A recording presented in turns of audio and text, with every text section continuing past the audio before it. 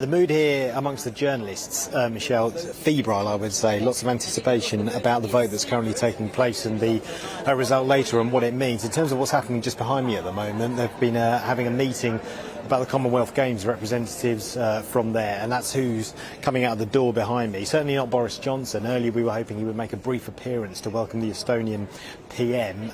She turned up and basically stood on the doorstep by herself. The door opened briefly and then she gave a brief wave to us journalists and then walked inside. So we haven't seen Boris Johnson. He's been keeping a low profile.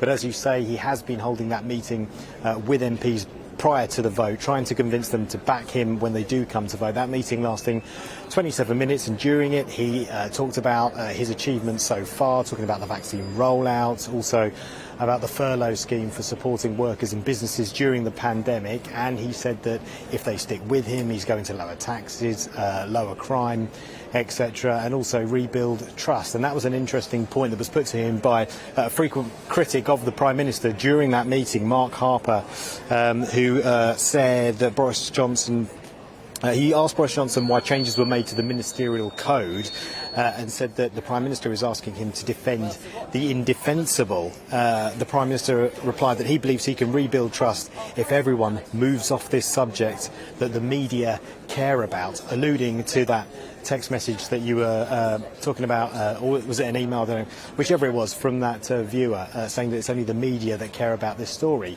We'll get to find out what the voters really think about it when we get to the two big by-elections at the end of the month in Wakefield and Tiverton and Honiton. The polling there suggests at the moment that the Conservative Party are heading for defeat, and presumably the Prime Minister will win this vote this evening. He's safe for a year.